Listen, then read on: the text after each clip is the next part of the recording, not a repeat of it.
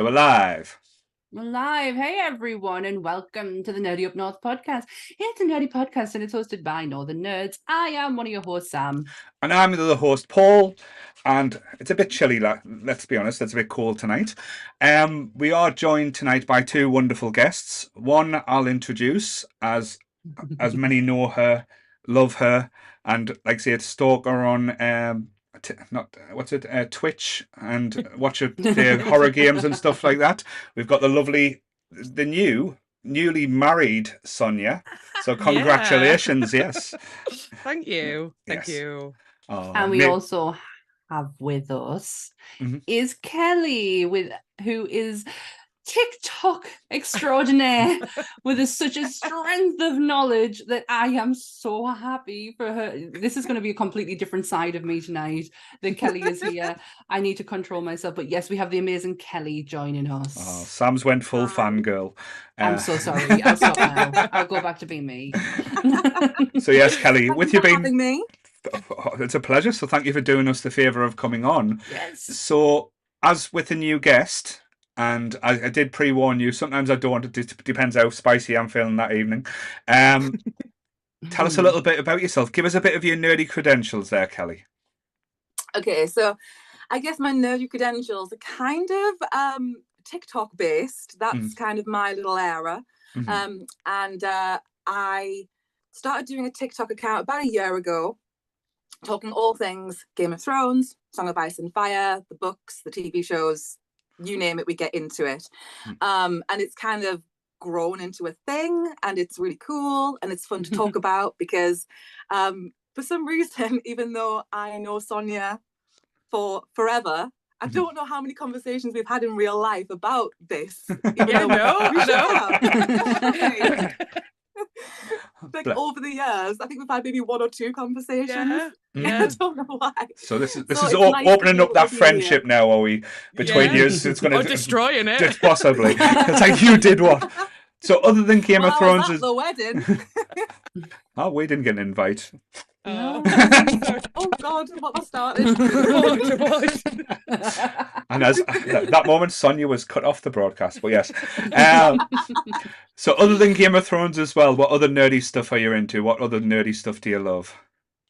I'm not really a nerd. Right. Don't cut me off. Don't just cancel me. I'm not really a nerd per se because I think I'm more of a casual viewer of other things. I'm a late fan of Lord of the Rings. Like Sonia has been on at me for years, and I finally watched the films like 2 years ago. So I'm late to the game. So I'm a baby nerd. Put it that way. No, you're an eclectic nerd. That's all it is. It's just collective nerdism. Everyone has a bit of nerd in them. Yeah, I think everyone has it to a degree. It's coming out in me more and more now. But yeah, apart from A Song of Ice and Fire, Game of Thrones, I'm not an official nerd, but I'm working on it. See, since we've been doing the Nerdy Up North group and the podcast and everything, you find out that everyone has a thing that they can be classed as nerdy. If it could be food, music, TV shows, movies, like the word whatever nerd. You're into. Exactly. Yeah. So it's grown so much lately, or in the last few years, where nerd's not a dirty word anymore. So people can actually be proud to be a nerd. As I keep trying to sell that shit to a lot of people now. Yeah, embrace it. Embrace it, yes. So, Sammy, do you want to do your disclaimer? Oh, yes, and then we can get into it because I'm so excited for this one. I've even got my anxiety thingy out tonight so I can calm myself down. Well, everything discussed in today's episode is our opinions and our opinions alone. If you'd like to discuss anything from today's episode, please come and join us on the Facebook group, the Discord page, or the YouTube comments, and we can have an open discussion. But what we won't have is anyone coming for us and telling us our opinions are wrong. We can all agree to disagree in fandom. So let's keep it fun, keep it kind, and keep the toxic behaviour out of nerdism. Very well said. So for anyone who isn't already following Kelly, because by the sounds of it, the whole world and evereverone is. And Sam is. Because she is TikTok famous, shall we say. Oh, embrace it, I fucking would. How can people find you on Tickety Talk? Because I am old and don't know how to play that game. If you just download TikTok. I am Game of Thrones historian on TikTok. And you know, I've flooded the FYP with many a video, so I'm sure you'll stumble What a across fucking me. title, though. Game of Thrones historian. That takes some balls to go there. Like, it's. It does, actually. I was like, am I totally, like, is this a wrong, am I wrong for this? I was like, you know what? I don't give a shit. Fuck it, go for why it, not? yeah. Available. Exactly. Someone So, else has got it. no, absolutely amazing, though. So, normally we'll have a bit of a chat and stuff, but I think tonight with the topic being 8 seasons and some how many books and well, how many books to come and stuff. I think, like I say, we should get into the topic quite early and stuff as well. So the interesting one I'll probably ask each one of you is, how did you get into Game of Thrones? Was it the books first, or did you get introduced into the TV show? So we'll go with Sonia first, because she's looking very, very like studious there. Yes. Yeah. So I actually read the first book before I watched the show, but the first season was out when I read the first book. Right. So I read the book first. As soon as I finished the book, I then watched the season and found myself being like, wait, that didn't happen. Wait, this person's not supposed to be there. And then I was living with a friend who had the rest of the book. So she was like, oh, you should read too. And I tried, but I just couldn't get into it. And then I ended up just sticking with the show. So I've only ever read the first book, but I started with the first book. So that's my story. Cool. What about you, Sammy? Me? Well, everyone's heard mine, given that if you go back to the very beginning when we did top 5 favorite TV shows. Nobody listens to them episodes, the bad episodes, don't worry. This came up in my list, and I got for something that was one of my favorites, I got very angry about it. But I started watching in, when was it, 2012. We just moved into our first flat and we didn't have anything set up TV wise, and one of my mates at work said, you need to watch this. Sean Bean's in it. It's fucking class. That's all I got. And I was like, right, you sold us, Sean Bean. Let's do this. Right. And I watched the first season, loved it, absolutely loved it. And the second season was just about to start, and me father-in-law, bless him, got us them all on a CD, so I could sit and watch them.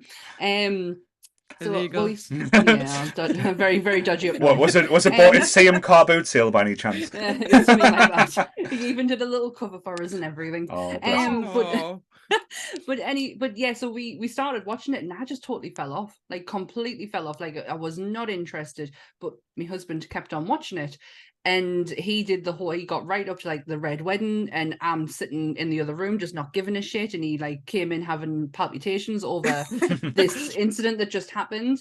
And then I was like, you know what, I need to do this. So I started from the beginning. I think season 4 just ended, and I started from the beginning, watched all the way through to season 4, and I have been hooked ever since. I even have and I keep forgetting to have this, I have my very own Game of Thrones fan page that has over about 9,000 people in there. No way. And I keep forgetting I've got and she's forgotten about yous all. She's left yous. I'm so sorry, but yeah, I do.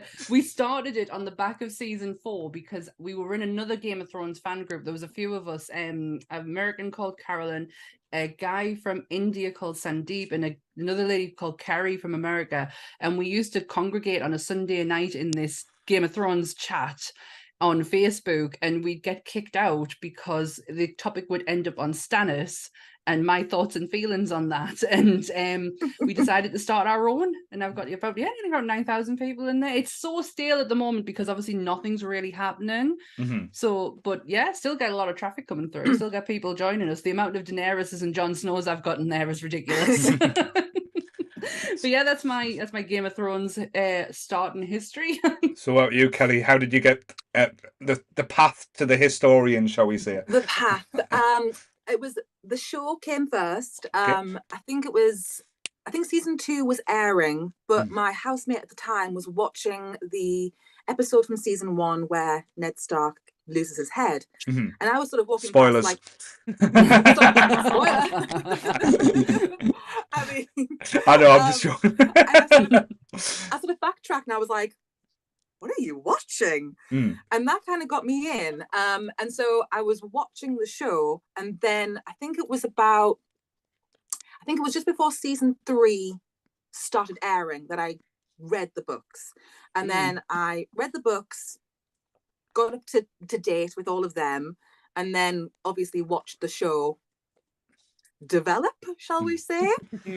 Or That's go a off the word. rails is another way of saying it. So yeah, it was firstly the TV show, and then I read the books, and then finished watching the series. Right. Cool. I've got into, well, I'll be honest, I've never read the books. I have watched the show many a times, but I think it was the advertisement because Sky was bringing out a new TV channel, and Game of Thrones, Atlantic. It was They were pushing it. yeah. So Game of Thrones was the one that was basically the launch title for Atlantic. I think Broadwalk Empire and the rerun of The Sopranos.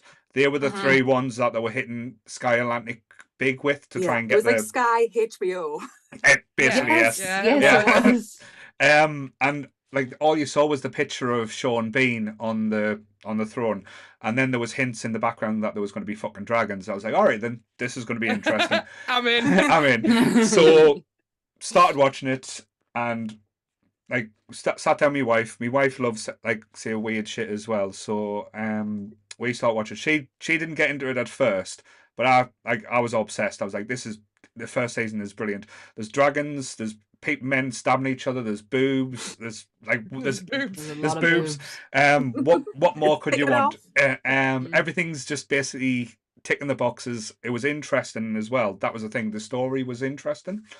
So then after watching the first season, I was like, oh great, this is going to be a new show. My wife said, oh, I'm not bothered watching it. So I was like, having to watch it the first time. Then I think, as Sam said, when it got to the Red Wedding, she caught a glimpse of it or heard something online. So she was like, oh, I want to watch it again. So we had to go back I all think the a way lot from of the people start. were like, I need to watch this. Went back to the start. So that was like, so I was almost watching it in double time because I was like, oh shit, I wasn't allowed to follow on. I had to actually, because my wife's we watch things together. If you watch it before us, you will die. So so I had to actually go backwards and managed to pilot through the few seasons to get to where it was on the TV so I could keep up with everyone, because this was basically the show that everyone loved to spoil.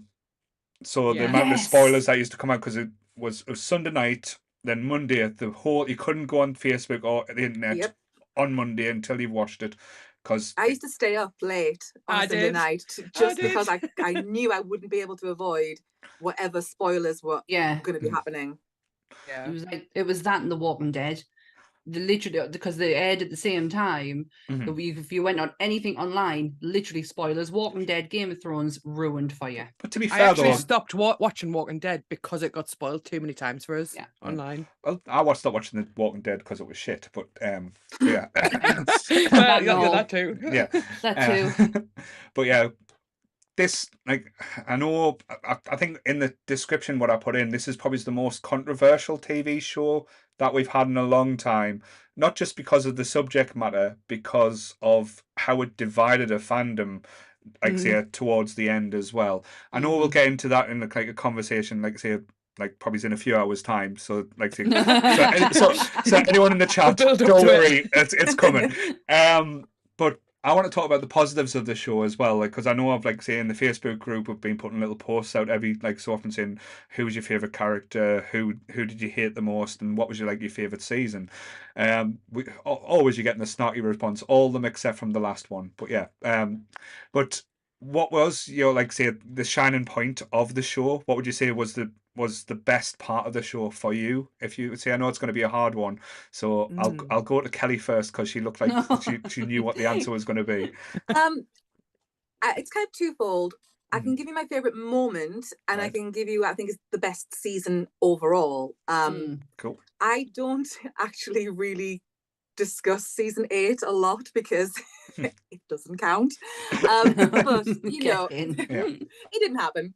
I think the best season, just in general, was season 3, because there's so much happening. And my favorite moment from seasons 1 to 8 is the final moment at the end of season 1, where Daenerys brings the dragons back into the world. And I think season 3, my reasons for season 3 being the best is because from start to finish, it was full of action, full of drama. You had the Red Wedding.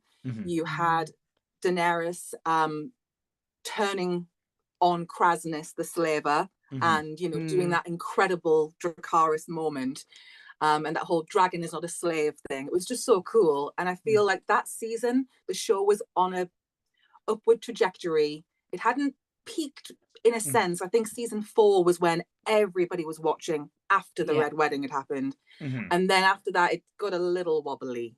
5, 6, 7, 8 got a little fuzzy. Little fuzzy. That's a brilliant way of putting it. I'm being very politically correct. You're being really nice about it. If I say it was a war crime, no, people come for me, and they're like, you would think the way people go on. Yeah, I said what I said. It's interesting though, because like with this show as well, there was so many different little like side stories, little weaves, little things moving through the seasons. It's one of the most, and again, I'm not just.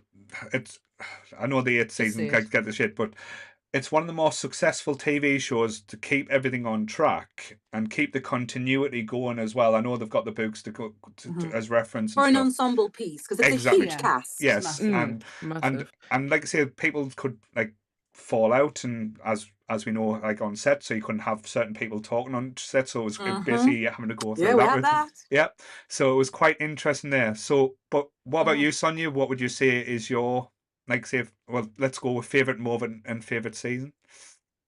It's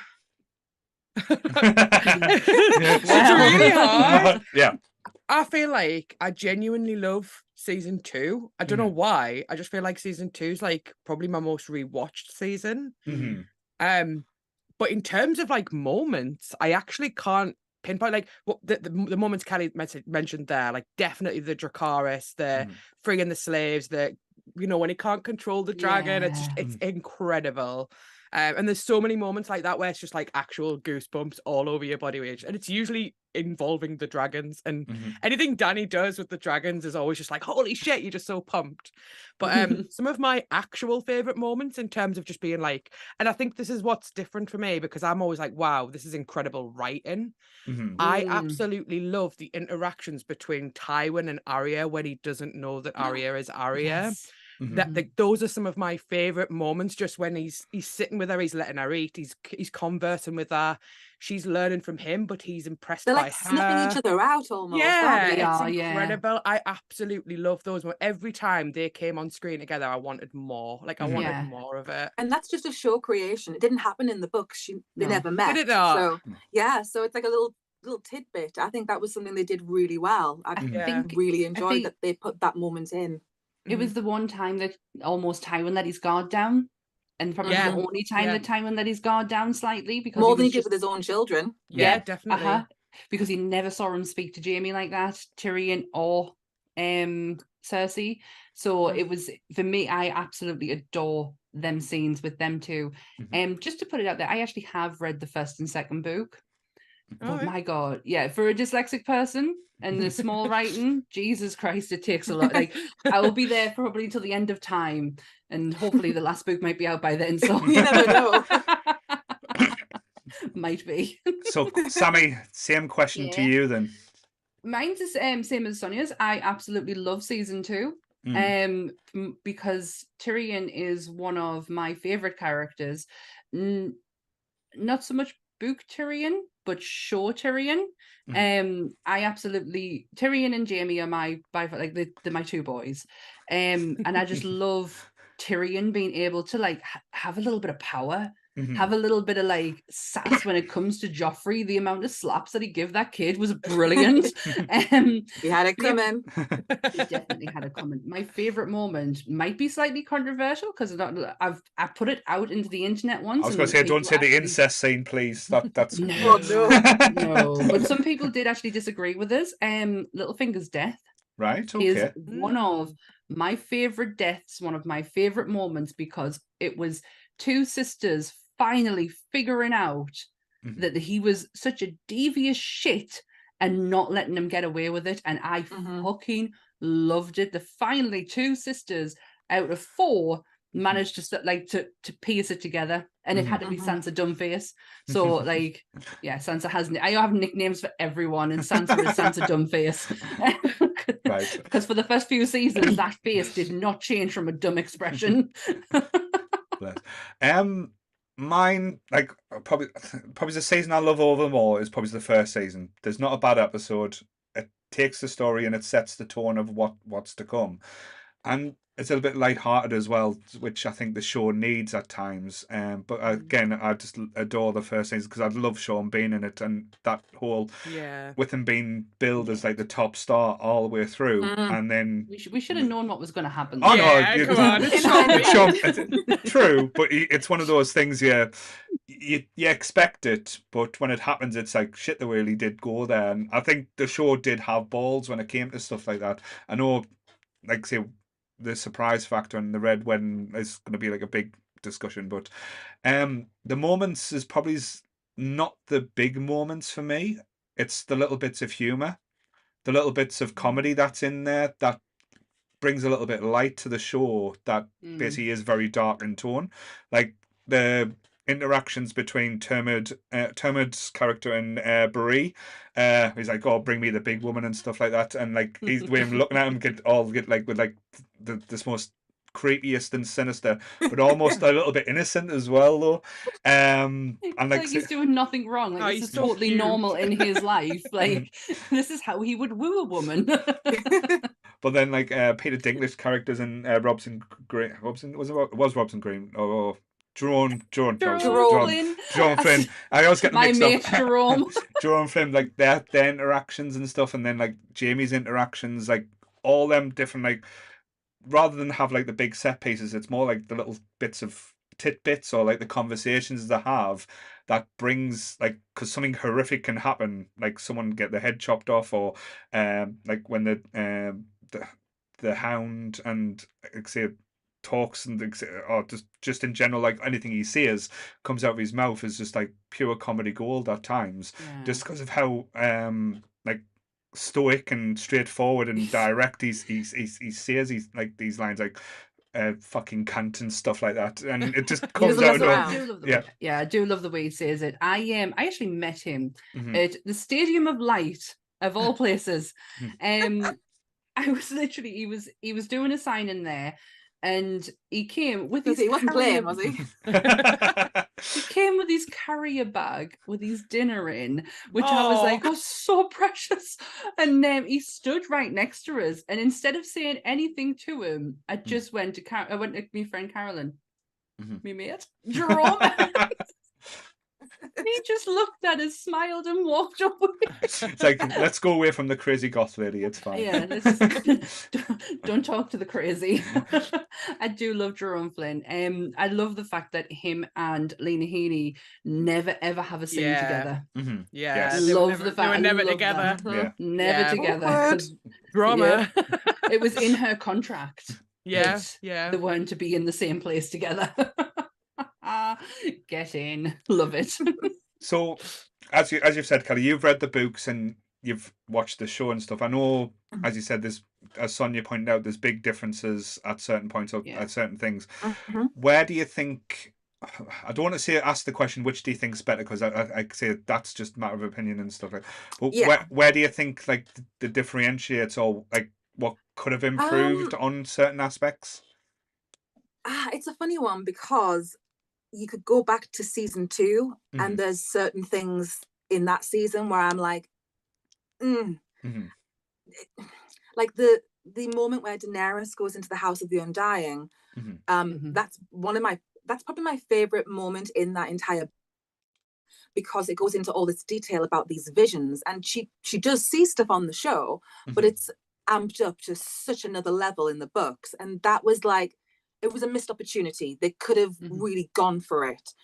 So I was like, but then, the show, it was going along nicely. I feel like the shift for a lot of fans who've read the books and watched the show, it's kind of around the end of season 5, because as the books end, Jon Snow has not yet been brought back. So his creation of whatever he's going to be, because it's kind of assumed he's coming back, but we don't know what form. That last 3 seasons, that was a bit of a weird one, because from what we understand of the story, when you bring someone back, they are different. They're missing a part of themselves almost. They're not who they were. There's a darkness there. And so I think when Jon was brought back, that was the shift. I was expecting him to be really dark and lean into things that people might not want Jon to lean into, which I get a lot more from his book counterpart. Right. And it kind of came across like it was just that whole thing with Jon being betrayed by his own people and left in the snow. It felt a little bit like it was just a plot twist to get him out of the Night's Watch so he could go on to do other things. It was sort of like, this could have been a bit more special type thing, but instead it was just like, okay, this is just a point to move the story he was like, on. I'm off, bye guys. And I was like, oh. And I was thinking, are we going to get like a darker Jon, because there's got to be a price to be paid for bringing someone back? It's not like it came off in the show like, you know, you can just bring someone back and it's fine. And that doesn't seem to be the case in the books. It's really interesting that you said that as well, because other shows, like, sorry to go off on different topics, but do that same thing. Like if you look at mine and Sonia's favourite, Buffy the Vampire Slayer, every time Buffy dies or is killed and she's brought back, she is different. She has changed a little bit. She's not quite the person she was. So that would have been quite an interesting thing, because when Jon comes back in the show, he is just Jon Snow, just with a few extra scars. With a bit he's obviously annoyed that he's been betrayed. He's pissed off. He's like, oh, thanks guys. But not as pissed off as I would be. Yeah, to be fair, I would be slashing at people as I was leaving. Exactly. Thanks for nothing. In the book, you're welcome.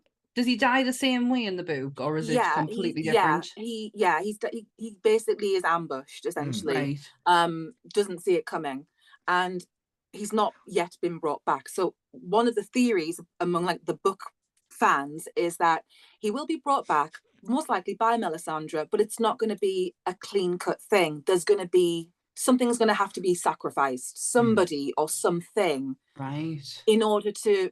Because it's kind of that only death can pay for life thing. You can't just bring people back willy-nilly. And you see it a little bit with Beric Dondarrion, when you see how he's been brought back. And he's not the same. There's a price to pay for everything. There's no cutting corners in this world, if you know what I mean. I do like that. With Lady Stoneheart, when she was brought back, when Catelyn was brought back, did I know obviously she loses a massive part of herself, because this whole revenge lust takes over her. She's so that makes like complete sense. Yeah, she goes from being, you know, I mean, people criticize Catelyn for different reasons, but she goes from being a loving mother to now somebody who is dead set on revenge. Doesn't matter what the consequences are. She's just tunnel vision. She wants to get revenge on the Boltons, the Freys, the Lannisters. And she's almost, to me, unrecognizable because of what she's been through and what was done to her body and the disrespect and everything and all that. And now she's, you know, she's on one now. She's after everybody. She's on one. I love it. Yeah, she's on one. I was going to ask about that though as well, because like with the books, like as you said, Lady Stoneheart was brought back, but they've left her out of the actual TV show, especially with it. Like if you think about the show, because I could be wrong here, but I might have read somewhere that didn't bring it back because it said it would be too out there, or the fans might not accept it. I heard something similar. Very similar to what you've just said, that they didn't do the Stoneheart angle because they thought it would detract from what was going to happen to Jon in the next season. Right. But then they didn't really do it with Jon. So they could have thrown Stoneheart in. I thought they might. Yeah. I generally think they didn't. I think they didn't do it because they don't have the balls to do it, and they don't have the tenacity to, because they're terrified. If they don't have George R.R. Martin on their side to give them what they need, they don't know what they're doing. And that is completely evident from the end of the series. Once the source material is starting to dry out a bit, They're too scared to do And it. the That's things, personally what I I mean, thought. I will say there are some good moments the show created. I'm not a hater. There are some brilliant moments that did not happen in the books, and I'm like, that was amazing. But at the same time, when you weigh them up, I think people would say, for the few moments that the show created that weren't in the books, that were from their own minds, there were so few of them, and then there were so many things that could have gone differently had they been a bit more loyal to the text. But then again, it's an adaptation, so and like I said, hard. I think how many adaptations they've made from Stephen King's, where they've like Stephen King's books, they've improved the endings than, because like I say, the books. That's the thing. Maybe they could have done it better. You never know. Stephen King hates The Shining. He hates The Shining because it's nothing like the book. Yeah. Oh yeah, he hated Kubrick's version of The Shining. The only one he's genuinely hand on heart loved was Pet Sematary. Stand by Me. Stand by Me is another one, yeah. But Pet Sematary was he wanted to put more money into the promotion for it. Like, he loved it so much. But there is something I did want to ask you, Kelly, about the Night King. Now, for me and my husband, we loved this character, this mysterious being that had such a purpose that we were like, who is he? Where did he come from? Why the fuck was it not answered? Well, it kind of was, but not in a good way. No, it wasn't. The Night King does not exist in the books. So he's just as the leader of the others, the White Walkers, he's just a show creation, and they don't have like a centralized person. Like, he's the figurehead. I honestly think that the root of the problems on the show, regardless of people's taste and preference, it comes back to stripping the magic out of the story. Whenever you have a problem, I always find you can track it back to, well, if they'd just gone down the route of the books where the magic is strong, it would have come across better. Because the thing with the Night King is, it just sort of, he was just gone. It was like, he was gone. Is that all it took? Yeah. Was that it? Just a bit of a stabby stab. Like, I was like, I loved the moment. I was like, yes, get him. But it was just, I don't know how tied into the story that character was, because it seemed like they were just floating around. No one knew where they were from. No one knew what they were about. You knew they were bad. It's not good, but we don't quite know. And it is similar in the books. We don't really know what they want. We just know it's bad. Yeah. I think the best part. Sorry. I think, like, say, what I was going to say, everyone's jumping in there. I think with like the characters and like going back a little bit to the Lady Stoneheart one, so the one thing I wanted to touch on as well is with the show, when because the show at the start and throughout did have balls in what it did. Like, the first episode shows Jaime and Cersei banging and then paralyzing a young kid. To start. So again, going from that, incest and killing kids. Yep, and then, like, say, the fantasy realm, like, we've had witches, we've had dragons, we've had tree people, we've got night walkers, we've got zombies. For them to, like, as I said, my impression, like, Kelly's makes more sense now, saying that they didn't want to detract from Jon. But like I said, the impression I got is like people thought, oh, it would be too out there or too much fantasy. I was like, wait there. And I think they underestimated the viewers a lot, because I think a lot of people around the world love this show, but it's very popular with people who also love fantasy. So if you had leaned into that angle, people would have been very receptive, I think. Probably got another season out of it as well. Easily. Well, they were going to, apparently George R. R. Martin wanted to do 10 full seasons, so it was the networks. Yeah, so this is where my rant went on over the whole my favorite TV show. They were offered 3 extra seasons with the X amount of money. Didn't matter, cost wasn't an issue. You can have 3. You could, to be honest, HBO said whatever you need to finish it, you can have. It was like a blank check, wasn't it? Yep, you just have. They got offered Star Wars. The pair of them got offered Star Wars, and they went, yeah, fuck this. Let's just crack on with Game of Thrones, get that finished with. 1 season done and dusted. We can move on to Star Wars. Star Wars then saw the last season, and how they reacted with it was the whole Comic-Con incident where they didn't show up and they let their cast take the brunt. And I think Disney just went, Fuck Wasn't that. it? Wasn't it the Take comments that. that got sacked because of the comments they made saying that they weren't writing for the characters anymore? They just let the cast do it. And Fuck knows. yeah. It was a combination of things that Disney just went, take that away from you.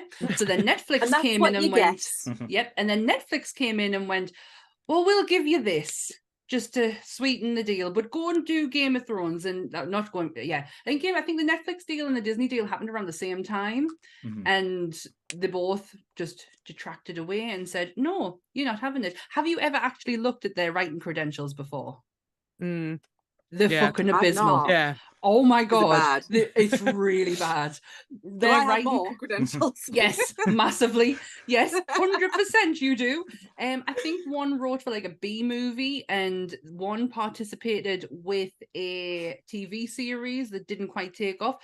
That is literally their writing So how the fuck did they get Game of Thrones? Because let's be honest, because because they were really clever. That I know, was but all we're it really was. clever. I've pitched so many ideas on this podcast that would make us millions, and no yeah. fuckers.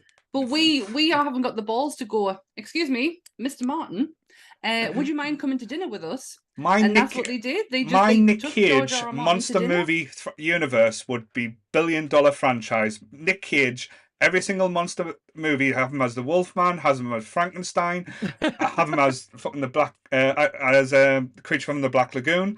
Have Nick That would be Cage, class. every single one of these characters. After he was Dracula, I want that. But yeah, that's But my pitch. They were just really clever, and they rang George R. R. Martin, invited him to dinner, and the only reason they got it for is because of he says, so who was Jon Snow's mother? And they quickly came up with an answer that apparently George liked. They never confirmed what it was, but that's the reason they got it. And obviously George wanted to, HBO was interested. How could you not say no? But yeah, it was pot luck that they got it. They're fucking abysmal, the pair of them. So, anyways, the Bummer twins, yeah. So going back to Sonia as well. So I know you've read the books as well. What was just the first one? Oh, just the first one. Sorry. But so what I've done, because I am very sad, is I have watched a lot of videos similar to what Kelly does, where I have spent hours watching video essays about people who've read the book. So yeah, I know a lot about vicariously, yes. Yeah, I know a lot about fan theory. I know a lot about I actually read myself the Undying, the visions that Dany has. I love that chapter. I read that chapter. And I wanted to read that chapter because I wanted to know more. So I'm someone who hasn't read the books but has researched a lot of what happens in the book. So I know about Lady Stoneheart and etc. But what I wanted to say, I wanted to go back to something Kelly said, right? Because it's just popped. I've spent the day watching clips from the show, just to try and refresh my memory. And there was a few Night King clips in there, and I said to Coxie, we still know so little about him and what he wants and stuff. And in my head, I was thinking, is that bad writing? And I was like, you know what? I feel like, and this is me getting a little bit more political, maybe a little bit more metaphorical, but isn't that similar isn't that similar to so many actual wars though? We don't know what they want. We don't know why they do what they do. And they're never going to tell us. They're just going to kill and push forwards. In a way, it's actually quite, it's quite a hot topic. Do we ever actually need to know why he's doing what he's doing? We may never know. We may never need to know. That's not his. He has nothing to gain. Yeah, the narrative's already wrote by the winners, though. That's the thing as well. So whoever wins gets to tell. Oh, sorry, Paul. Go on. No, that's what I was saying. I keep trying to say something. No, that's fine. I know it's a topic where everyone's so excited, but when it comes, as you said, Sonia's hit the nail on the head. When it comes to wars and stuff like that, you don't really get the full picture, or you get the little nuggets that they want us to hear. The propaganda comes out, and as you said, if again, not to probably get us shut down or anything, but if we were in Russia, we would be getting told one thing, and if you're in Ukraine, you're getting the other thing. So it's a difficult situation, and especially that's probably what happened in Westeros with the North and stuff. The North was being fed the truth, and then the dirty southern bastards. Sorry, we can say that we're Northerners. This isn't nearly was basically filming the keep saying that, as you said, when we got towards the end, where it's in this come in, you're safe, and Daenerys goes full batshit crazy and says, "No, I want to watch them all burn." It's just it's again, Yeah. would I'm she annoyed tell it? about that. Would she Me tell the too. full narrative after the event has been over? But So who really did win, though? That's the thing. Who really did win? Yeah, like history is written by the victors, right? So yeah, and like that's true. it's so common to see as well. Like I think this is season 8, right? Is it season 8 or 7 where Bran has the conversation with Sam about Jon Snow and like says, you know, like I think it might be 7. Yeah. And he has like he goes back and he sees that they were actually wed and stuff. Like that's something that even if you were to tell people John's the rightful heir, they're going to be like, yeah, no, he's not. And that's it. Yeah, like you're just saying it because that's what like, you want in the time. I could be like, yo, I'm the rightful heir, and they're going to be like, no, you're not. No, Sonia, this is the get thing. back It's in like line. knowledge is power, or power is power. Because this is the thing. Like you can say anything, but if people are not backing you, if you don't have momentum, what good is it? There was no DNA tests in Westeros, so everyone could have been fucking everyone. Hell, if there was, I do agree with what you're saying, Sonia, about the Night King. But I think for me, the special part of it, and obviously having me group, the special part about Game of Thrones was fan theory. So when it came to the Night, I mean, I think that was like kind of where my intrigue got more and more, was because of the whole Jon Snow's parentage and how much that was talked about. It's a real rabbit hole, isn't it? Like you can get really sucked into it, and deep with it. So fascinating. Oh, massively. But the Night King was another fan theory talk about who is he? Where did he come from? I thought he was Bran. Is he Bran the Builder? I thought he was Bran. Is he Bran? That's the thing. Like, fucking Bran. I genuinely don't have a lot of issues with Bran. I just think towards the end it was piss poor writing. However, that was the intrigue about the Night King, and then House of the Dragon came out, and the knife, the Azor Ahai knife, the prophecy knife that has been there since series 1, is brought up and mentioned so many fucking times, and then Arya has it in her hand and she is the one who kills. That's where my brain started to malfunction just ever so slightly. So thanks, House of the Dragon, for that. Also, House of the Dragon season 2 trailer has just been released yesterday. If anyone watched it through yours. Sam's going full stalker now, so it's fine. She's on TikTok. It's not like she's not like. No, the way you said it was like, I watched it through your window. I was like, I know where you live, Kelly. But yeah, so that's kind of like made my mind kind of blow up. Like, what you've created. If he's not in the book, then well done. You created such a character of intrigue. And then you did absolutely jack shit with it. And it was so frustrating. I think that with the show, though, because it was a show that gave us so much that you can forgive certain disappointments as well. And I'm probably being a little bit too kind at certain elements there. But if you think about like back through for the seasons, I know, as Kelly said, season 8 is a difficult one to stomach. But if you go back, it gives you so much. Like there's so much intrigue, there's so much like shock factor as well. I know like we'll talk about it now. This is probably one of the most famous episodes or the famous things that to ever happen on Game of Thrones, like the Red Wedding, like how that was done, how the lead up to that episode as well made you fall in love with these characters, and you thought these characters are going to do good, these characters are going to do something really interesting, and for it just to end so abruptly and so like to a matter of a point so sharply was a lot of stabby stabs. Yes, it like not many TV shows had the balls and like would be able to do that, and they pulled that off. They pulled it off perfectly. Like yes, because I think we're conditioned to hope for the best, and we grew up on stories of fairy tales, and so we're always hoping that the right people have a happy life, they get they win, and then for it to just be like, no, that's not what's happening, and it's like real life slaps you in the face, and you're like, oh, okay, they're not getting there happily ever after, no, like at all. No. There is consequences to your actions, Rob Stark. Oh yes, there are. Very much so. I love that about. I think that's what hooked me the most, because like when I first read the first book and watched the first season, it genuinely feels like the show is telling you these are the Starks. They're your main characters. You're going to be following them till the end. Yeah. And then it's like, they put them on a bang, pedestal, they're dead. almost. And then like all of a sudden they're all dropping, and you're like, holy shit! Like this family is torn apart, and it's no longer about them. It's about this system that they're part of. This world theory, really, and it's all of the chaos, and it's there's a conversation the Hound has with Arya when she's talking about how she wants to kill Meryn Trant.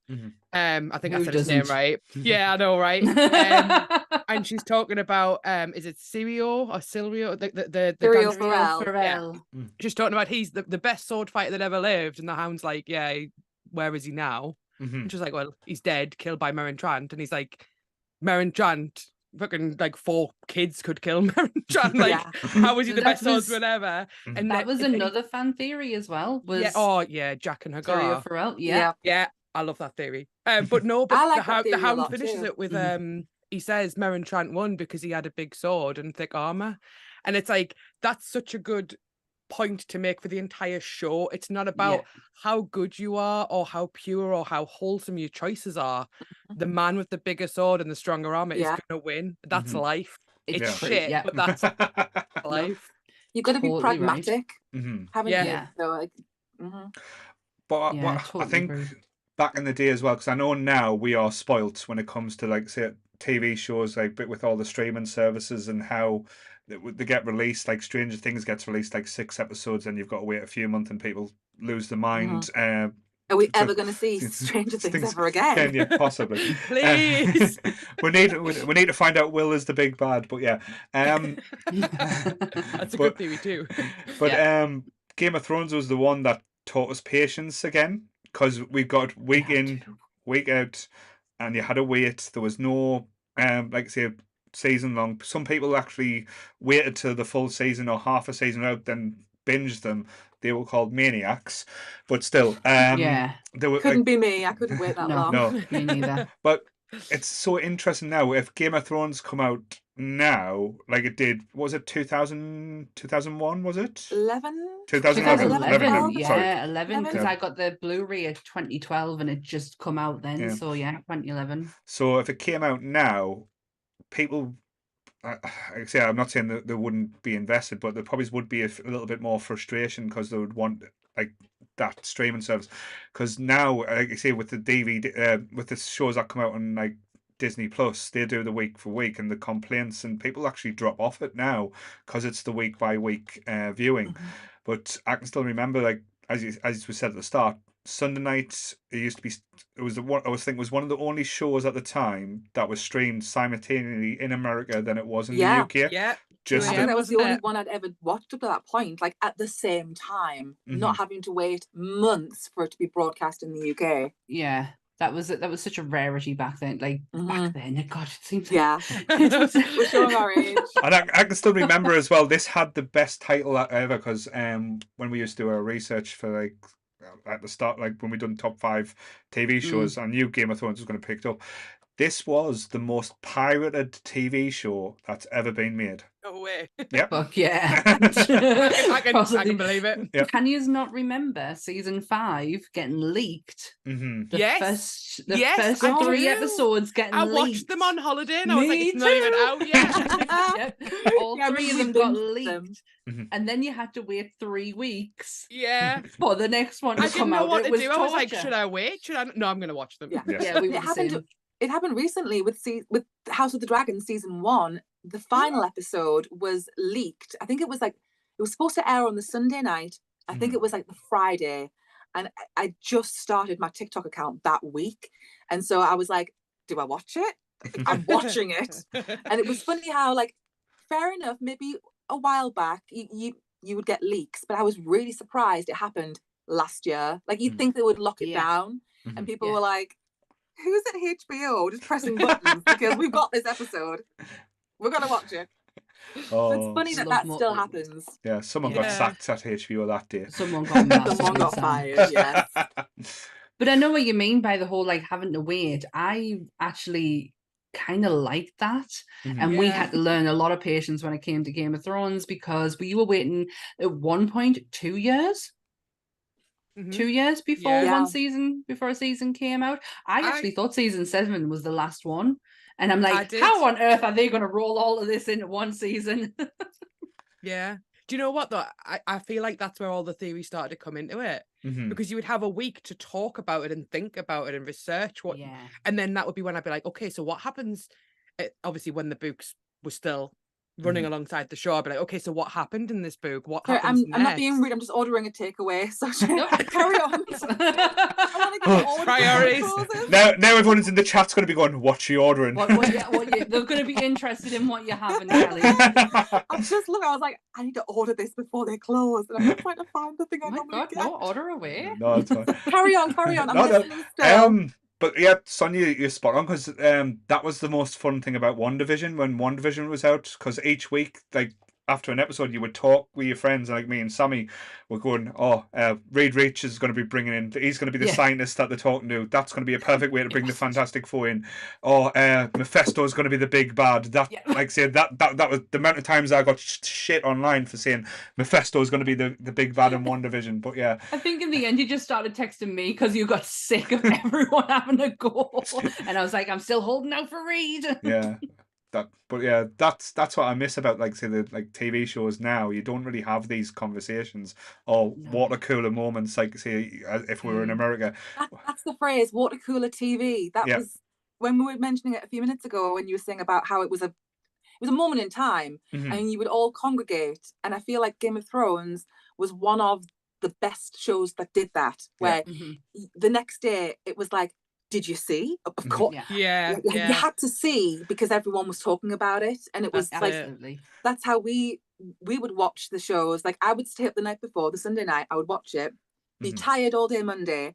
And then for the 9 o'clock viewing, everyone would come round and we'd all watch it. And it would be a community thing. And I love that we had this, everyone was just sat there in silence. And then afterwards, everyone still sat in silence, like, what just happened? Because you've got to like take in what you've just experienced and then... But... I love them conversations. I love them conversations afterwards though. Like I got my parents into it. Like my dad, bless his heart, he hasn't a fucking clue what is going on, but he is just so, he loves it. He's there for the tits and ass, don't lie. I'd be surprised. But the other day he was like, I got a bit excited the other night. Your mum put on the first episode of Game of Thrones. Behave. He goes, I thought your mum put the first episode of Game of Thrones on, and I thought we were going to watch it from the beginning. She just got the wrong channel. I was like, oh, bless you. But I got my parents into it. On the last season, we had them moments. So I think I know the first episode, I had a viewing party at my house where my family who watch it and my friends came over. We had food on that was all themed. So we had this like kind of royal thing at the back. What did we have? We had the rest of Theon, which was sausage rolls. Oh dear. You know, Muffin Jon Snow, which was my mum's personal favourite. Hordoritos. Sansa Salsa. There was all sorts. I have pictures on the Nerdy Up North group of that night. My auntie made a red wedding velvet cake. Ooh, that's amazing. It was red velvet. It was fucking phenomenal as well. Red velvet cake with a white icing that had like blood dripping down it, and she even put her own personal dragon and direwolf little stuffed teddies that she has sat on top of it. Was this up for the season finale, was it? Nope, it was for the first episode of season 8. All right. I love that because you're making it a celebration and you've got a memory that you'll treasure because it was a fun thing. I love that. We had all the candles in the living room on and we all just sat in my house watching it. The last episode, because of like how that season was going out, my dad was like, shall we do it again? I was like, fuck no, I'm just coming down to your house. Like, no, I'll just come and watch it. To be fair, though, it's a good job you didn't do it for the episode where, like, they have the war in the dark that you can't see a fucking thing. So. Oh, God, yeah. I was like, all episode, like, what's happening?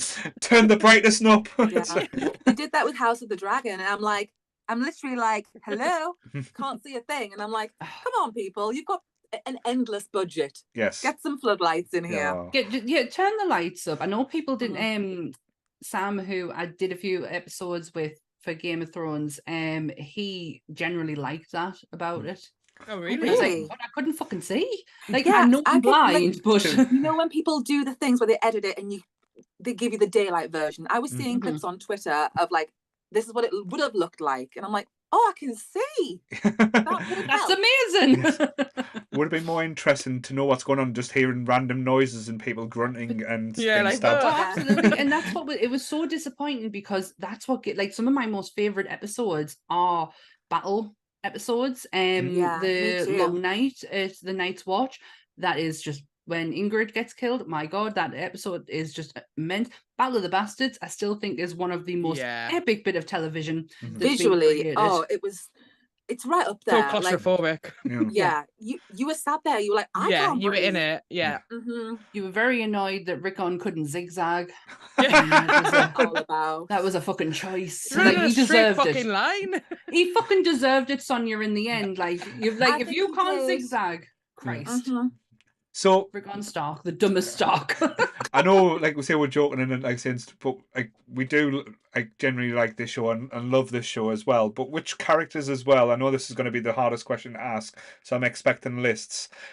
Which of the characters that you loved and thought stood out the most in the show?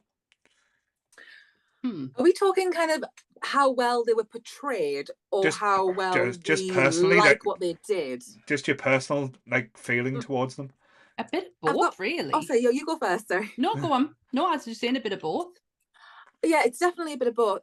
For me, like, just straight to my mind, the first three that come to mind are Daenerys, Cersei, and Arya Stark, for different reasons. And I feel like those characters, they weren't always identical to the book version, but the way that the actors portrayed them on the show was just like spectacular, but for very different reasons. Like, they've all got their own journeys, but they stand out. And I also give a shout out to Michelle Fairley, who played Catelyn Stark. She gets so much hate in the fandom, and I think she did such a good job with that character. A character that I enjoy in the books, but I love, and I will ride hard for Catelyn Stark because people jump on her, but I think that she was so fantastic in the show. Made mistakes, but everyone does. That's one of the things. And it's like, people criticize Catelyn Stark in particular for letting Jaime go, and it was an error. However, people always look at these characters, particularly the female characters, in a vacuum. Like, they shouldn't have done this. Well, but they wouldn't have had to do any of that if somebody else hadn't done something first. And I feel like that's a theme we see a lot, particularly with Daenerys. I've seen people say, well, she burned people. And I'm like, yeah, but they were slavers. Like, it's all deserved it. In the grand scheme of things. You made a really interesting point though there as well, because if you look throughout the show, which normally a show like this would be dominated by male figures and stuff, the women in the show make all the hard choices. I think they have the weight on their shoulders for a lot of things, because people criticize Catelyn. Probably Catelyn and Sansa are the two I see criticized the most for their actions in the show. And for example, with Sansa, yes, oh my God, she's irritating. Like, isn't she? She's so annoying. That face. You want to just shake her and say, like, come on, get it together. But at the same time, she's a kid who doesn't know anybody. She's on her own. She's vulnerable. She's essentially a hostage. Yeah. And she's got to survive somehow. But it's funny how people will only look at one aspect of what a character does and not consider the full picture as to how they found themselves in that situation. Yeah. And I find myself saying that a lot on TikTok, where I'm like, I know people say this person or that person did this, that, and the third, but it's all about what are the reasons as to why they found themselves in that situation. It doesn't all happen randomly. Do you know what I mean? Like, people are not just like, I just felt like doing this today. It's like, well, no, it all stems, if you trace it back to episode 1, when the Raven arrives from Lysa Arryn saying, my husband's dead. I think it was the Lannisters, starting to stir the pot. Yeah. you can trace it all the way back to that moment where Catelyn believes that there is danger, there is a conspiracy. And, you know, obviously we get the Bran, Jaime, Cersei situation. Everything kind of flows from this point. But a lot of people will criticize different characters. And the way I look at it is, yes, criticisms are valid, but where did this all begin? Let's track this all the way back, because none of these people would be doing any of this if this, and this hadn't happened. If that makes sense. I think it's odd to criticize a character. Criticize an actor or a character for the actions that they have no control over because it's written in the script. I think criticizing them for their portrayal or for how they performed in the role, that's the valid thing to talk about. But yeah, but like criticizing someone because Catelyn Stark let Jaime Lannister. Let's be honest, the actress who played her had no fucking say in doing that. Yeah. So it was just like... people don't make that distinction between actor and character, because... It's ridiculous, isn't it? Look at Jack Leeson, the poor lad. Yeah. He is probably TV's best villain, because I think he played the villain. He was so good. Between him and Ramsay Bolton, the villainous in them was perfect. But I totally agree when it comes to Sansa. She has, now, as much as I call her Sansa Dumbface, I have a lot of respect for that character in the journey that she went on, from being a young girl who was only ever known Winterfell, had the strongest, in her eyes, the strongest dad in the world. It was Ned Stark. And to have it... How did they see it? That you hit the nail on the head. This is how she's viewing the world and doesn't know any different. Exactly. And then she has it all ripped away from her. Her brave and bold dad, her what was Ned? He was like very her hero, really. Yes, he was honor bound. That honor bound man is now kneeling down and having his head taken from his shoulders in front of her eyes. This is not her world. This is not her existence. And to then being hurled into a life where I love the interactions between her and Cersei.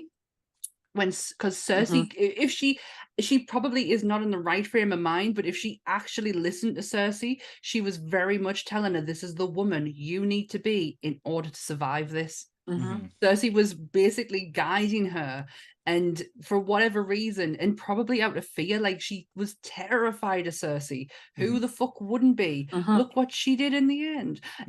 But the journey is so, it's just unreal. Put yourself in her shoes from day one to the moment she sits as Queen of the North. And that's the thing, putting yourself in that character's shoes. You haven't got to agree. You haven't got to co-sign. You might have done things differently yourself. But it's like, okay, this is what we're working with. And I say this to people all the time. Yes, I would have want this person to do something differently. But in the time frame, with the knowledge they had in the moment, they're all making the best choices they can. Absolutely. Definitely. That's why I get a bit annoyed with fandoms as well. Like, again, I know... like we try and keep the toxicity and stuff like all that completely out of what we do, but when fandoms do get like, it's almost like they feel like they're owed something, or that it belongs to them, that they can't. That thing. It was a similar thing when we reviewed The Sandman, the Neil Gaiman's Netflix show, and people like, I lost me shit on that episode just because of how people like were reacting to the casting of the show, saying this person's not the right casting, this person shouldn't be cast in this role. Neil fucking Gaiman wrote the Sandman comics. He wrote the show. He was involved with the casting.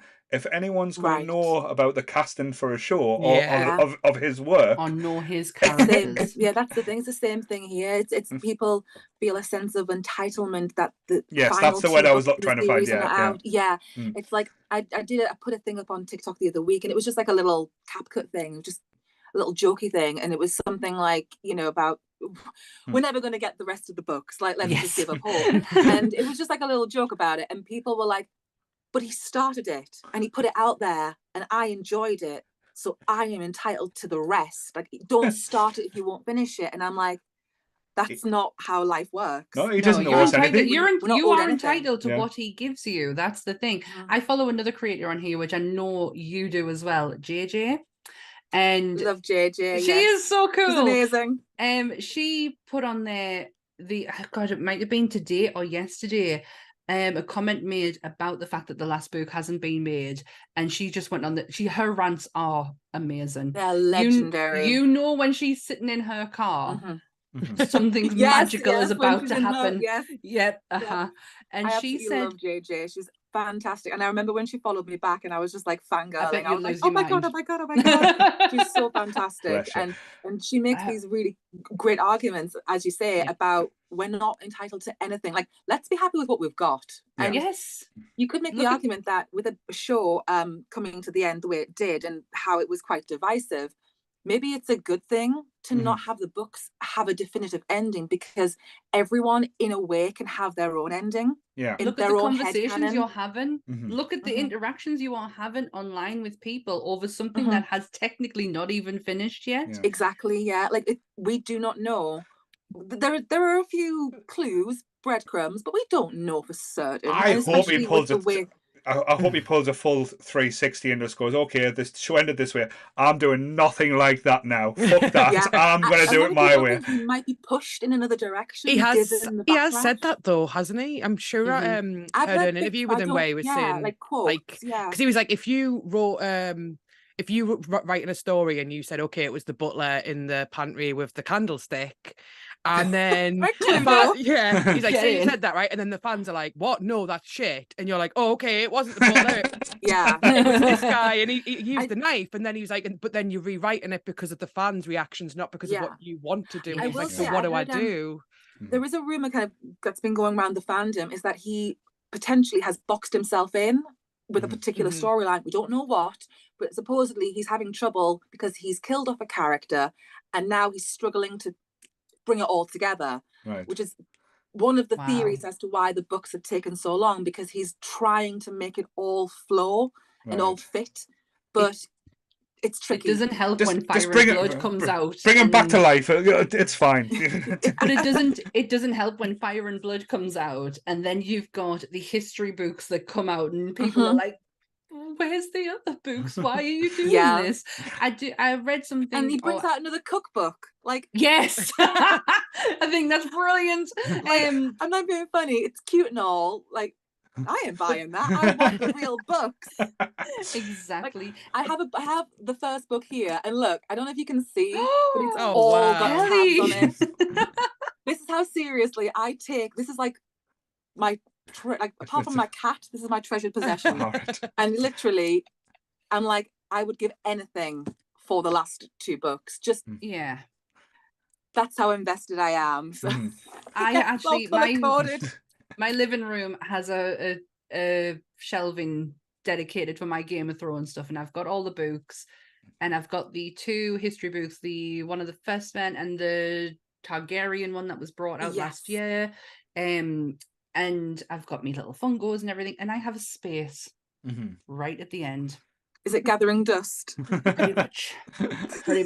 Fire and Blood got filled with it because I never had any interest in reading Fire and Blood, and I must admit, I am dyslexic. Little writing does affect my eyesight, and it takes me a lot longer to read things because my brain's... They're tough books to read. Like, it's not a walk in the park. Like, you've got to be... You can't read them airy-fairy. You've got to be focused. I have it's hard. I've got them on audio now, so I'm listening. Yeah, that's what I've been recommending to people. I'm like, give this a go. I've never listened to the books on audiobooks, but I've heard that the guy who narrates it is really good. He's so good. He has a voice for everyone. It's not consistent, so it changes throughout, which is perfect. Is the same narrator doing all the voices? I think so, yeah. Yeah, I'm only on like I've read the first book, I've read the second book. The second book, oh my god, this is where I fell in love with Catelyn Stark, because I never, like, don't get me wrong, I just didn't really have an opinion on her. Like, I didn't love her, I didn't hate her, she was just she was there.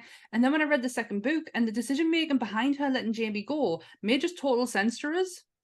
Like, I got it. Like, in her perspective, in her eyes, I totally understand where she was coming from. And that dialogue that she has with them is so much more deeper than what it is in the show. It was brilliant. There was one person who I could not fucking read first time round, because I have tried the second book a fair few times. One character who I just missed these chapters out completely was Theon Greyjoy, because I couldn't give two shits what Theon had to say or do. But when I did the last time around and I finally concluded it, like I read it from start to finish, I included Theon's chapters in it, and I totally had a different perspective on Theon as a character because I fucking hate him. I hated him so badly. Oh, poor Alfie. Really? I mean, Yeah. to be fair, in the beginning, he was a shit. Yeah. But he yeah. goes He's through a such an journey. interesting shit. He goes through a journey. Let's give him he his does, he does. But He How does. do you feel about him near the end? Like, did you ever come back round Yes. to Theon? Oh, absolutely. And that's what made me go back and read his chapters because it's the one scene that I cried a lot through the show, and for anger for any just because it was on. All of the above. Yeah, but the moment where John says to him, "You don't need my forgiveness. You need to forgive yourself," and I was like, he's never going to be able to forgive himself. For as long as he lives, he will never forgive what he did to Rob.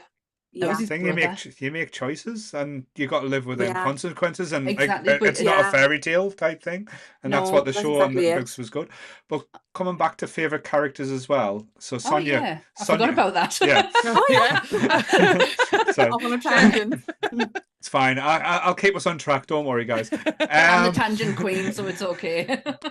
I'll just mute you next time. It's fine. Yeah, what about you, Sonia? What characters stand out for you? I'm really sad because my favorite characters are less to do with like positive, impactful characters, and there's so many good, strong female characters as well. But like my favorite characters are the men who think good.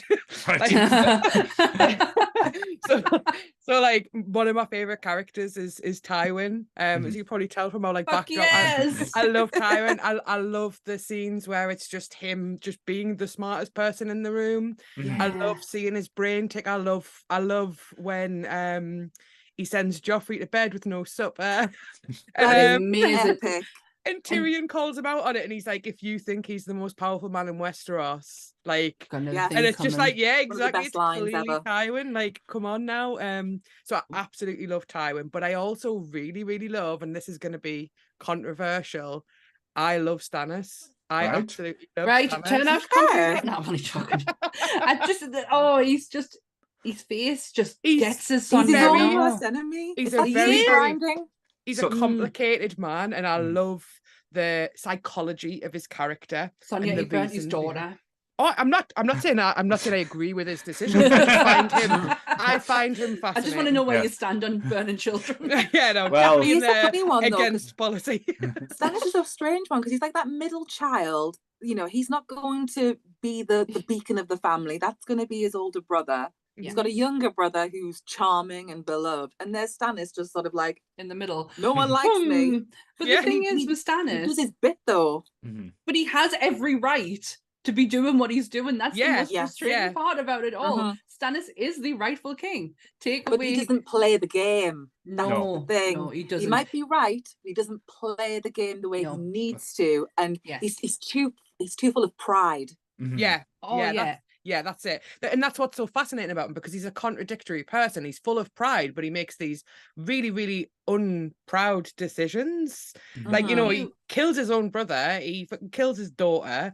He makes horrendous choices, but he's full of this righteous pride that is actually in the right place. He's so dead set. Like, there's no uncertainty, which is quite an incredible thing when you think about it. He's not wavering. Like, he's like, you know, down the rabbit hole with this whole belief that he is the one. And it's fascinating how much that can propel a person into doing things that they might not normally because do. They think they're right. Yeah. That's it. Or they've got someone in the ear whispering, saying, "This is everything." Well, if you actually listen to what she was saying, it doesn't ring true to who he is.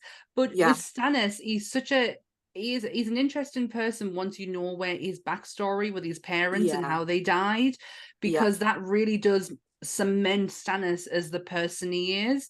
And you're right, he's got middle child syndrome, but he also has Robert Baratheon as his big brother. He is never going to live up to that standard, and he really fucking annoys us. He really does. It's just so fucking I irritating. love characters like that, though. I love characters where like you disagree with them, but they're so well written, they're so well created, and you can think of people in your own life where you're like, oh, I know someone like that who's just so like complicated. Oh, who are we talking about, Sonia? I'll tell you later. Oh, getting a bit of gossip now. I think I know what you're just talking about. Someone of Sonia's friends are going to burn their children, though. So yes, that's terrifying. but in a good way. Go to Disneyland and burn them all. But yeah, sorry. Fucking hell, Paul. Wow. All them kids moaning about standing queues, they know nothing of pain. But yeah. But yeah, one of the characters that always does stand out to me, just like when I think back to the show, Kelly, you mentioned Ramsay Bolton, Ewan Ribbon. I can't. Yeah, it's spelled Iwan, isn't it? I don't know how you can't say it. The Welsh kid. Ewan Ewan, yeah, it's Ewan, isn't it? Is it Ewan? Right. Ewan. Because I went from watching Misfits, I loved Misfits. Oh yeah, and seeing him in there as I think he played a guy called Simon. Simon, and he was such a meek, quiet, like nice guy to playing one of the most vicious and just downright horrible people that's got no redeeming features as well. And there's not many like bad guys that they do paint the picture for where you think, oh, it's bad because of pretty much anybody. But Ramsay, I'm like, he was rotten as a kid. Like there was always something off with him. It doesn't seem, from what we know, could be, more could be revealed, but he seems to have been born this way, and he's just naturally born this way inclined. It wasn't as a consequence of what someone else had done to him. Like he seems to have it's like nature versus nurture. And I think Ramsay is probably the only character I can't really justify his behavior. Like I could even justify Joffrey, I could justify Euron Greyjoy, Tywin, like a whole host of ones who do dodgy shit.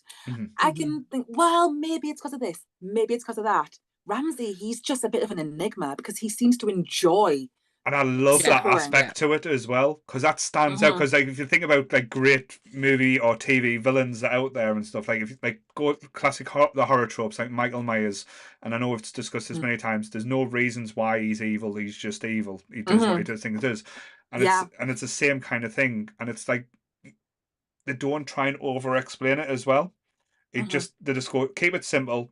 He's just a fucking twat, and he's a horrible, and he's got the power to do what he wants. and he's basically he does it because he enjoys it, and you can see that you can see him like he loves it. In my head, all I can picture is him with the sausage.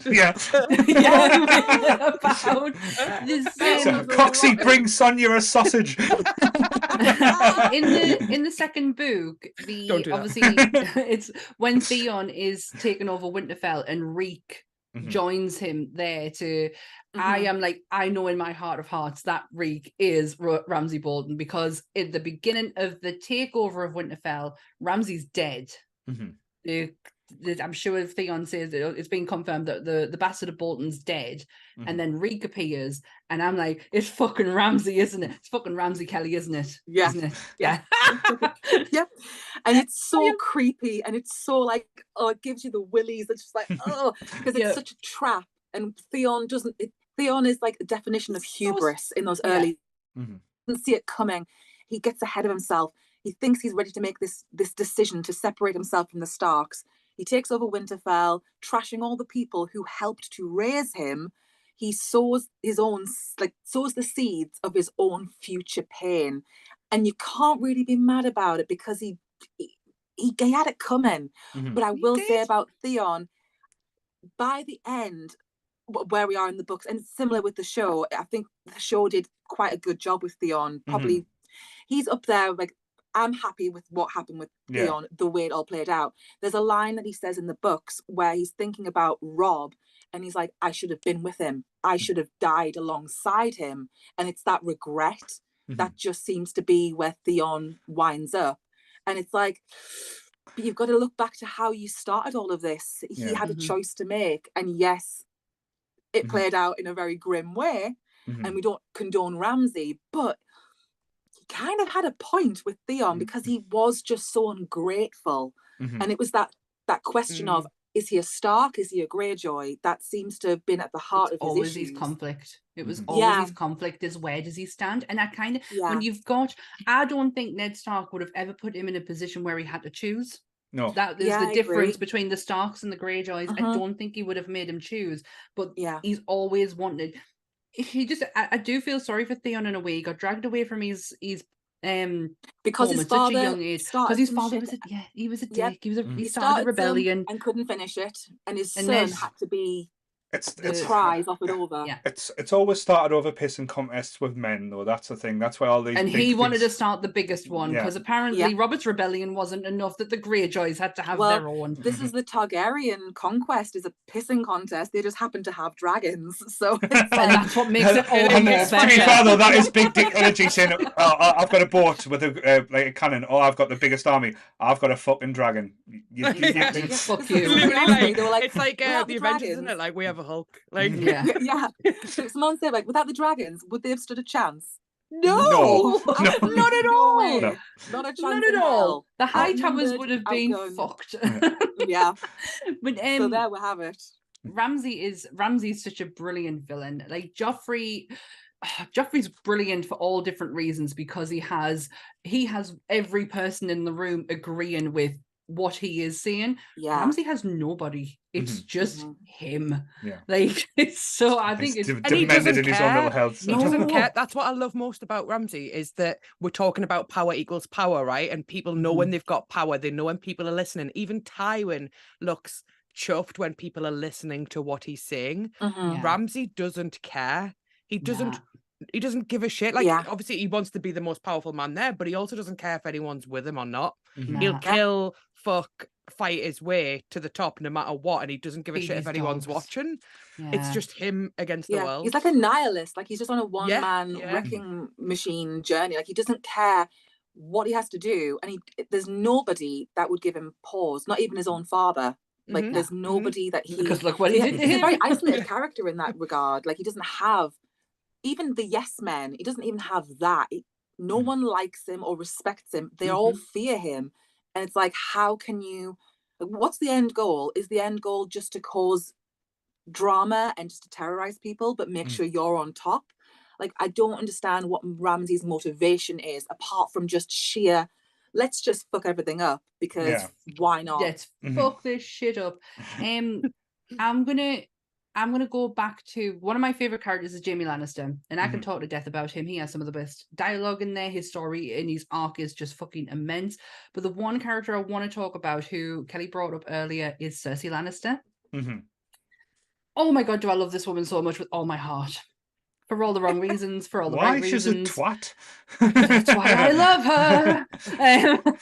So if Sam ever gets an ounce of power, everyone just run. Fucking watch that, man. Don't give her a match, whatever you do. Yeah. Exactly. She was always like the opposite of Tywin. What Tywin would have done, Cersei will go and do the complete opposite. She never quite got it right. She always thought she was her father's daughter, and she never fucking got it right until that very moment at the Citadel. That was the only one time I was like, Tywin possibly might have been proud. I think he would have been. Yeah. But it's very but Tywin would have looked at the consequences before the action happened. And I don't think Cersei did, and I don't think she cared. See, this is where I may disagree with you on that with Tywin. Okay. I don't think he always considers the consequences, because I know that the show went the way it did, but with the thing with the Red Wedding that always sticks in my craw is that Tywin was the one who gave his blessing. It would never have happened if it wasn't him signing off on it. Right. Because Robb Stark was winning in battle. Yeah. Tywin could not face him on the battlefield. They had to think of a more nefarious thing to do. And initially, the Starks are not all gone, but the main ones are gone. The Northern Army is destroyed. You know, it looks good. But, and the thing I come back to is it's almost like you're making a new blood feud, because the Red Wedding was so egregious. And everyone knows that it tracks back to Tywin. Like, he didn't physically do it, but he signed off on this, and he's actually creating lifetime blood feuds with the people from the Riverlands and from the North, because the they're North never never going to let that forgets. go. The North remembers. Yeah. And this is the thing. It's like, okay, in the moment, it was a victory for the crown, for the Lannisters.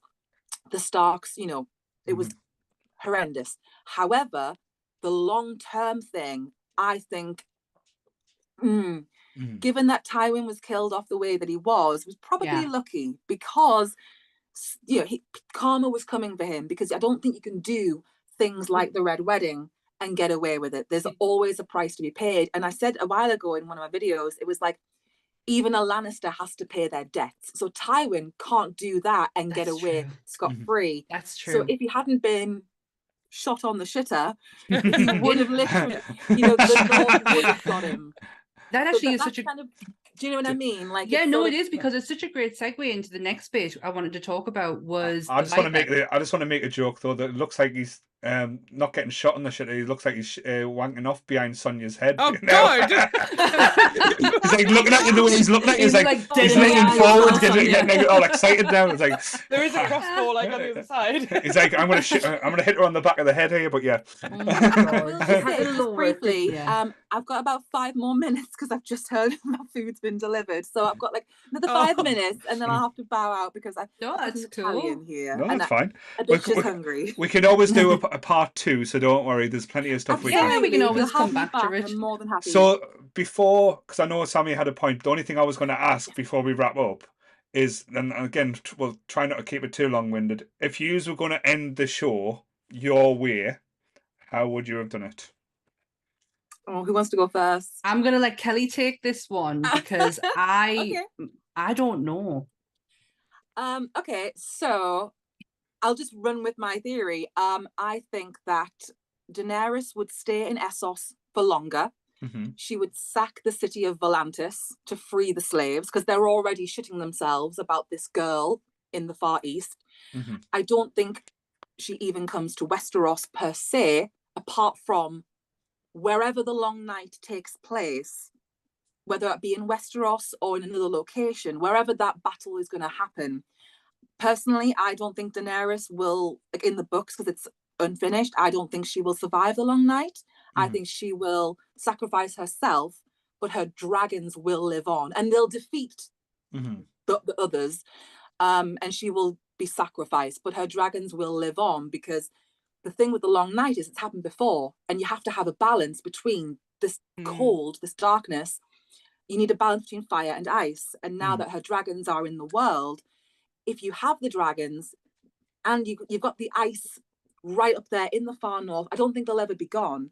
Maybe that can be a nice equilibrium. So you're not constantly being, okay, the White Walkers are coming and then the dragons are there. You need to kind of balance it up in order for people to, for civilization to thrive, if that makes sense. Yeah. So I don't think Daenerys is destined for the Iron Throne.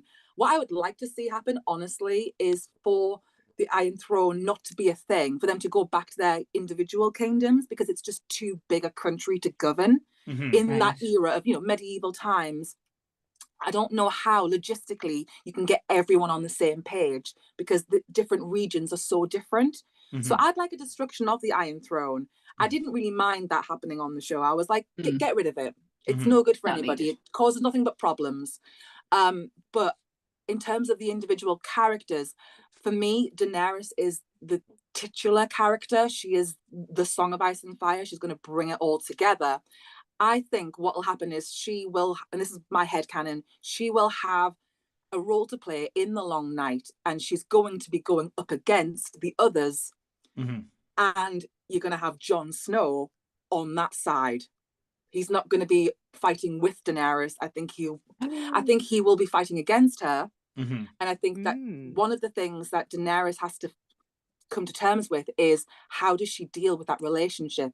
Because it's not explicitly stated officially yet, but the gist is she is his aunt. His mother and father are Lyanna and Rhaegar. So from that perspective, I think one of the things Daenerys is going to have to deal with is, how will she feel when she meets Jon eventually?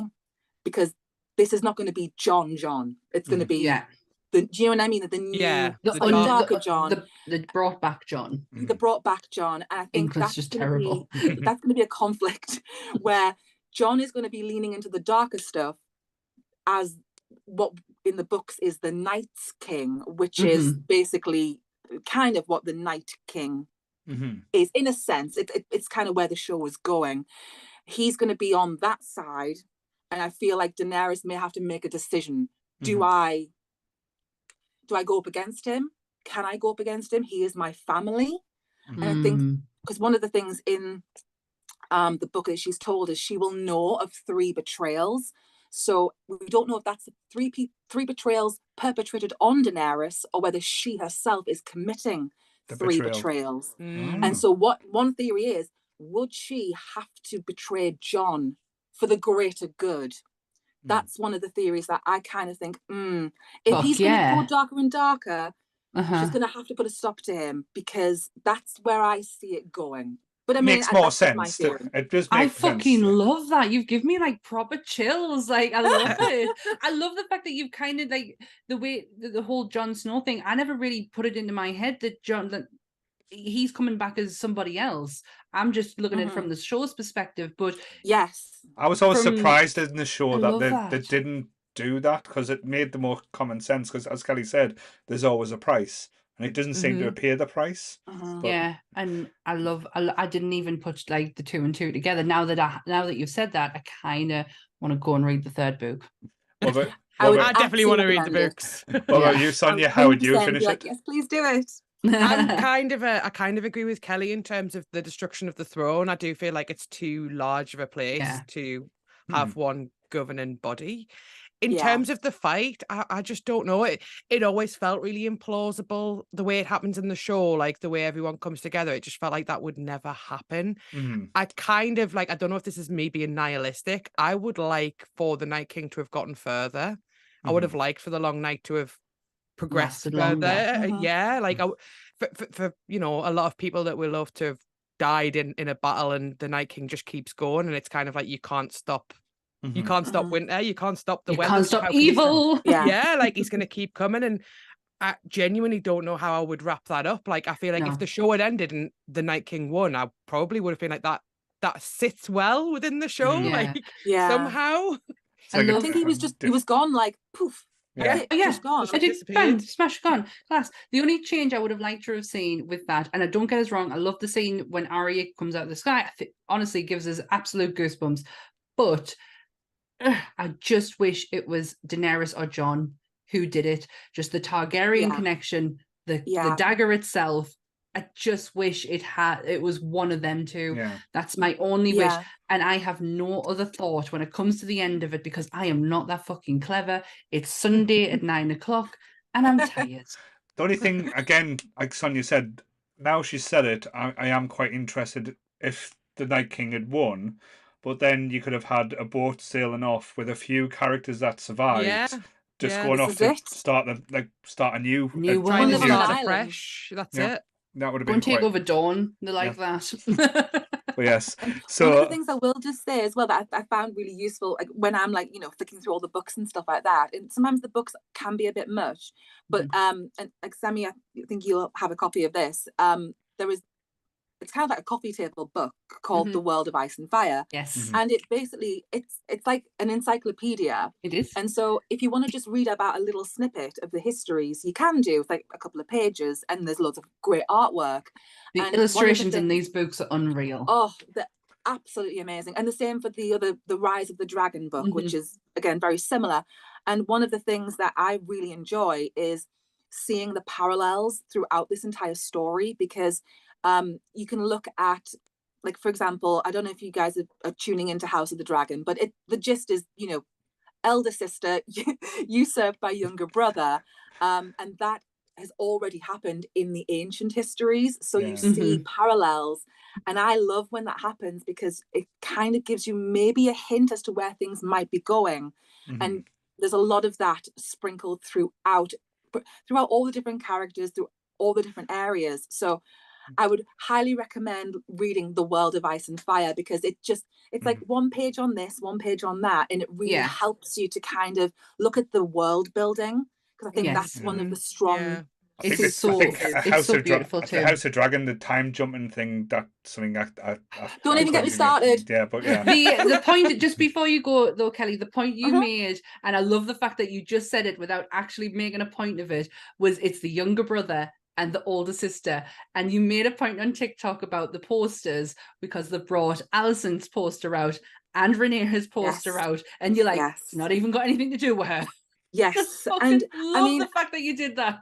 I mean, if we want to talk about House of the Dragon, I think we could do a whole discussion on that. We can definitely do that. I think I'll stay off that episode. Don't worry. But yeah, well, we've got 6 months till that new season comes out, so we've got some time. But yeah, it's just, I think the thing I love about this is the world building and the layers. It's almost akin to like real history, because you could look through the Targaryen family tree. It's very Tolkien-esque. Like type thing with the history. Oh yeah, 100%. And one of the things is just, I love when you go down a rabbit hole and you can just like House Targaryen in particular, there's just so much detail, and you could find yourself discovering these really obscure characters, and you might think on the face of it, oh, okay, that's just cute, nice bit of history, but sometimes the lessons are mirrored in what we're seeing in Game of Thrones. Like the thing with Daenerys, and I say this, and Sammy, you'll know this, I say it from the rooftop, that she is the antithesis of House Targaryen. And that's where I think the show went wrong.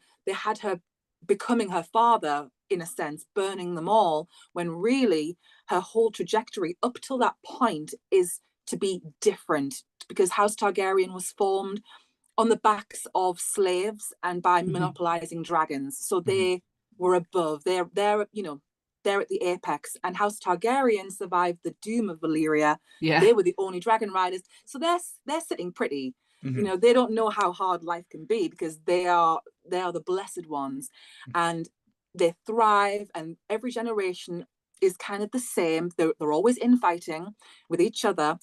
But when you come to Daenerys, she's so different from everyone who's come before her, and that's the thing that, like, that's my sort of final parting remark. Why Daenerys is like, she's my girl. Like, I go hard for Daenerys. I will defend her till the end, because people say, she was the Mad Queen, and that's fine. That is what we saw on the show. We can't go back and change it. But the thing that really sticks in people's craw is that's not what she's about. She's about doing the opposite, and to break the wheel. That's very much her thing, because she could have taken easy options earlier on, and she does what she does, and it's all tied into prophecy and history, and it's not just a girl making random decisions. It's all one thing. Staying in Marine. No, staying in Marine was probably the best thing she did. Now, I know a lot of us sat there and go, get off your fucking hands, girl. You've got dragons. Just go and do it. But she needed to stay in Marine in order to be able to understand reigning. Absolutely.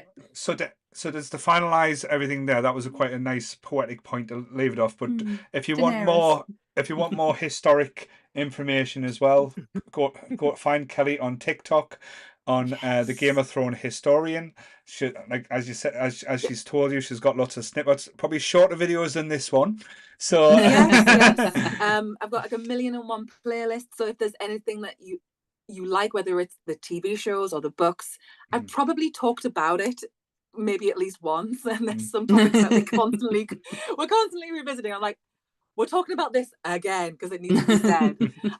But yeah, I'm on TikTok, Game of Thrones historian, and I will say there's some amazing creators. I stick to mainly TikTok, so you guys will be more familiar with other creators on maybe other platforms, but the creators on TikTok are so amazing. Like, as you said, Sammy, JJ is just like brilliant. Like, she's right up there.